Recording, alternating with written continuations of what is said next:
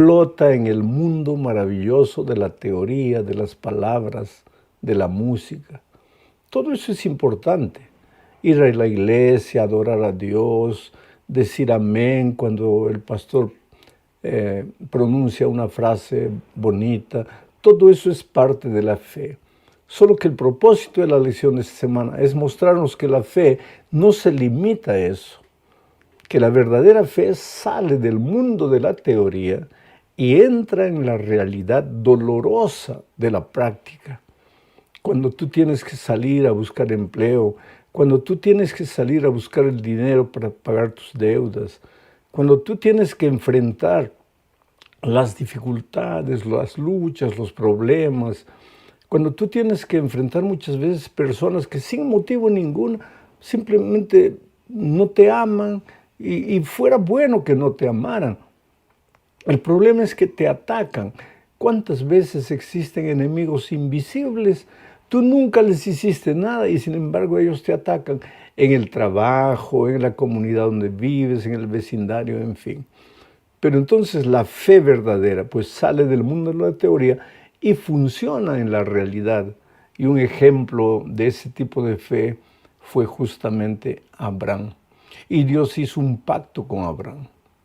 Y el pacto de Dios básicamente en esencia es: tú no puedes, pero yo puedo, dice Dios. Entonces, si tú no puedes, pero yo puedo, confía en mí. Deja que yo te guíe. Deja que yo te lleve por los caminos de la vida y vas a ser una persona victoriosa. Dicho esto, vamos a entrar a la primera parte del estudio de esta semana. Para eso vamos a leer Génesis 15, versículos 15 y 16. Pero antes de leer el texto bíblico, tal vez quisiera decirte que la fe de Abraham se probó cuando Dios le dijo: sal de tu tierra, vete de tu tierra, de tu parentela, a la tierra que yo te mostraré. ¿Y dónde estaba la tierra? No había mapa, no había fotografía, no había video. Abraham salió por fe, con los ojos cerrados, solo confiando en la voz de Dios. Ahí estaba manifestada la fe. Por eso digo que la fe sale de la teoría y entra a la práctica. En otra ocasión que él demostró su fe, cuando Dios le dijo que tendría un hijo. Ahora, cuando Abraham salió de Ur de los Caldeos, de Babilonia, tenía 75 años de edad. Pero cuando Dios le prometió que le daría un hijo, tenía 90 años de edad. Y su esposa tenía un poquito menos que él. O sea, eran dos ancianos. Y dos ancianos no tienen condiciones físicas de tener un hijo, condiciones biológicas de tener un hijo. Sin embargo, Dios le estaba prometiendo que le daría un hijo. Esa promesa se la repitió 10 años después, cuando ya Abraham estaba casi con 100 años y todavía no tenía el hijo, no nacía el hijo. Y Dios le dice: te voy a dar un hijo. Quiere decir, ahí está la esencia del pacto, lo que te dije.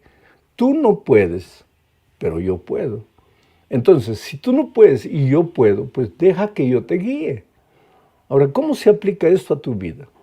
Tú no puedes. ¿Qué es lo que no puedes? A ver, piensa en esta semana. ¿Qué es lo que no puedes? ¿No puedes pasar el examen? ¿No puedes conseguir el empleo? ¿No puedes pagar tu deuda?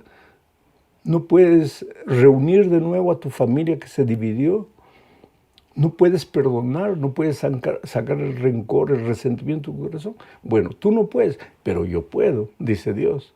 Entonces deja que yo te guíe. ¿Y cuál es la manera de dejarse guiar por el Señor? Arrodillarse cada mañana y decirle: Señor, mira, yo no puedo sacar este sentimiento de mi corazón, pero tú puedes. Entonces yo estoy listo a entrar en tu pacto. Abraham fue un hombre de fe porque entró al pacto del Señor, porque confió en el Señor, porque se dejó guiar por el Señor.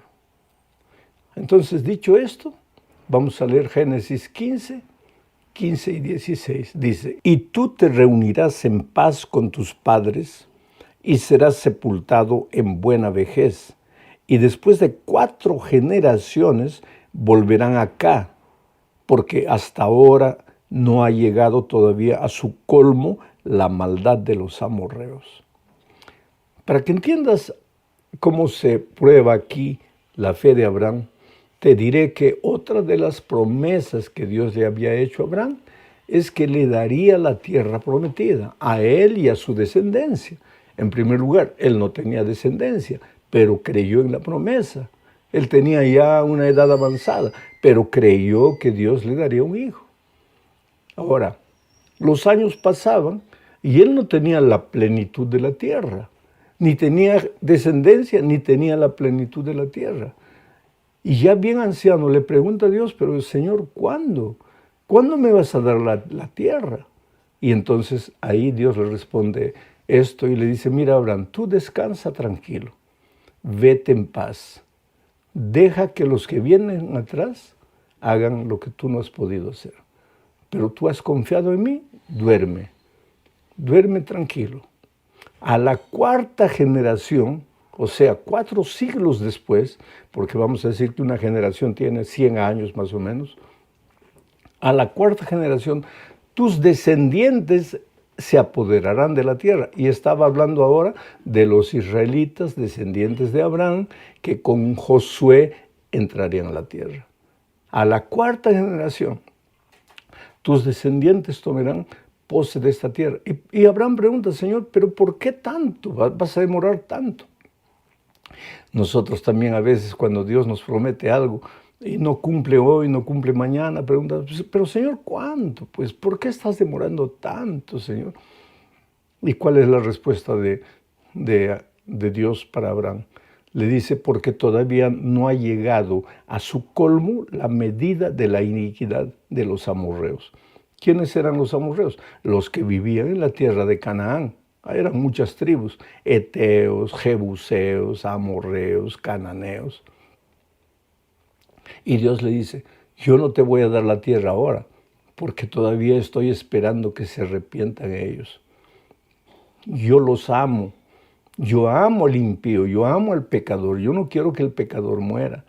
Todavía no se ha llenado la medida de la maldad de ellos, entonces tú ten paciencia, tú ve, descansa, duerme en paz y a la cuarta generación tus hijos regresarán por aquí. ¡Qué hombre de fe! Abraham fue un hombre de fe. Ahora, entramos a la segunda parte de la lección, hablando que ese hombre de fe falló. ¿Quiere decir que los hombres de fe también fallan? Ahora, querido, quiero que entiendas bien. Vuelvo a repetir, yo no hago apología, defensa del pecado. En ningún momento quiero dar a entender que porque Dios te ama, porque Dios es maravilloso, misericordioso, puedes ir pecando y pecando y pecando. Cuidado, con el pecado no se juega, porque el pecado te destruye. Pero lo que quiero decir es que los grandes hombres de fe, como Abraham, que es llamado el padre de la fe, también en algún momento de su vida fallaron, perdieron la fe. ¿Y por qué perdieron la fe? Porque perdieron la conexión de Dios. Porque ¿quién es el autor y el consumador de la fe? Dios. Y el hecho de que estás en la iglesia no quiere decir que estás con Dios. Entonces tú puedes estar yendo todos los sábados a la iglesia, pero si en un momento tú rompes la conexión de Dios, no vives caminando con Dios, andando con Él, te separas de Él, te metes en problema, porque ya no tienes fe. Y si no tienes fe, entras al terreno de la duda. Y eso es lo que le pasó a Abraham. Ya estaba anciano, el hijo no nacía, la promesa no se cumplía. Y ahí prestó oídos a su esposa, que también ansiaba un hijo, que también había recibido la promesa. ¿Y qué es lo que Sara le dijo? Mira, porque la costumbre de aquellos días era esa. Si una pareja no tenía hijos, podían tomar a una de las siervas como madre de ese posible hijo. Y eso fue lo que pasó. Sara le dijo, mira, toma a Agar, mi sierva, y tengo un hijo con ella. Y por ley ese hijo pertenecería a la patrona, a la señora, a Sara. Y entonces así, de esa manera, ellos trataron de darle, como te digo, una ayudita a Dios. Bueno, Dios nos prometió no está cumpliendo, vamos a darle una ayudita. Y seguramente que ellos raciocinaron de esta manera. Bueno, finalmente fe no es solo esperar, hay que trabajar, hay que orar, pero hay que luchar, hay que salir para la acción. Y ya que Dios no hace nada, entonces vamos a darle una ayudita. Y nació un niño, y nunca había sido el plan de Dios que naciera ese niño. Quiere decir, cuando el niño nació, Dios tenía un plan para él, pero Dios no lo planificó. Eso fue iniciativa de los seres humanos, pero el error de los seres humanos Dios lo puede sublimizar. Dios puede hacer maravillas con los errores que nosotros cometemos. Y de ese niño Dios hizo también una gran nación. Pero esos dos pueblos hasta hoy día no estarían peleando. Los descendientes de Ismael con los descendientes de Isaac no estarían peleando hasta hoy, si no fuera porque Sara y Abraham quisieron darle una ayudita a Dios. Querido, fe es confiar. Pero pastor, ¿quiere decir que yo tengo que estar en casa orando, sin salir a trabajar? No, pero sal a trabajar con Dios. Sal a trabajar con Dios. Sal a luchar con Dios. No vayas solo. No dejes a Dios en la casa. Tienes tu culto maravilloso en casa, horas antes de salir, y lo dejas a Dios y te vas a tomar tus decisiones solo. No. Abraham falló. El hombre de fe falló. Y eso me anima a mí. No me anima a continuar pecando. Me anima a tener esperanza. Me ayuda a tener esperanza. Crea esperanza en mi corazón. Quiere decir que a pesar de mis posibles fallas y errores, Dios no me desecha, Dios no me abandona, Dios no me deja. Y ahora vamos a la tercera parte de este estudio.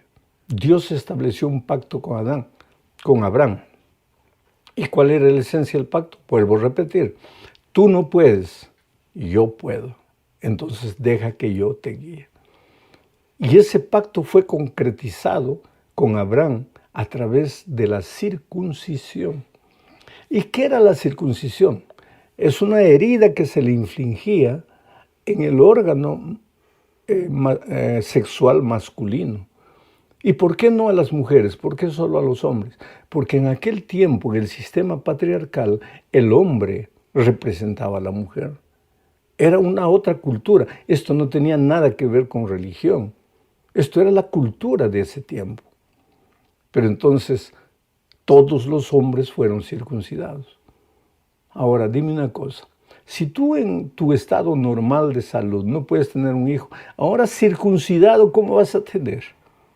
Mira el mensaje que hay por detrás de la circuncisión. Tienes que creer que yo te voy a dar el hijo. El hijo no va a ser fruto de tu trabajo, fruto de tus acciones. El hijo va a ser fruto de la fe. Yo te voy a dar el hijo. Tú no puedes, yo sí puedo. Entonces deja que yo te guíe. Deja que yo haga por ti lo que tú no puedes hacer solo. Oh, querido, si estás enfrentando luchas en estos momentos, llora delante de Dios. Si todo lo que estoy explicando tú no lo entiendes bien, pero lo quieres vivir, pues dile, Señor, yo la teoría no entiendo, pero ayúdame a vivir, ayúdame a ser una mujer de fe, un hombre de fe, un niño de fe, un joven de fe, un adulto, un anciano de fe. Ayúdame a creer en ti. Porque ya te dije que yo hace poco tiempo pasé por una crisis de salud terrible. ¿Tú crees que en algún momento no se apoderó de mí la interrogación de, Dios mío, ¿dónde estás? Y Dios está a mi lado. Nunca me dejó, nunca me abandonó, pero es que los seres humanos somos así. Por eso Dios le dio a Abraham y a su generación la circuncisión, que era una señal del pacto de fe que Dios quería hacer con su pueblo. Vamos a seguir adelante con la cuarta parte de este estudio, hablando del hijo de la promesa. Bueno, ahora ya Abraham tiene 99 años. Voy a leer Génesis 18, 1 al 3. Mira lo que dice. Después el Señor se le apareció a Abraham. Me gusta esta expresión, voy a parar aquí un poco la lectura del texto. Dice que el Señor se le apareció a Abraham. Si tú revisas la historia de Abraham, vas a ver que en muchas ocasiones Dios se le apareció a Abraham. Benditos los hombres y las mujeres a quienes Dios se les aparece. ¿Alguna vez Dios se te ha aparecido a ti? Te voy a explicar. Sí, ya se te ha aparecido, pero tú no te has dado cuenta. ¿Cómo se le apareció Dios a Abraham aquí? ¿En forma de Dios? No. Él vio 3 hombres extraños que nunca había visto. Yo estaba una vez con 18, 19 años en la ciudad de Madrid. Estaba sin dinero, había recibido un premio para participar del Congreso Mundial de Jóvenes en Suiza. Me habían dado el pasaje, en fin, pero yo no tenía dinero para pasear, para andar, pero estaba en Madrid, sin dinero en el bolsillo, sin saber cómo llegar a donde la gente estaba hospedada. Cerré los ojos y le dije, Dios mío, ¿qué hago? Estoy en un país extraño, en una ciudad que nunca vi, y no sé cómo llegar. Y estoy casi sin dinero en el bolsillo, ¿qué hago? Y cuando abro los ojos, había un hombre mirándome. Y le pregunté, ¿dónde queda la estación de Atocha? Y él me dijo, sígueme. Y seguí, era una plaza, entramos por un túnel abajo. Él compró el ticket para mí, el billete. Entramos al tren, él me acompañó, no hablaba una palabra. Yo quería entablar conversación, él no hablaba nada.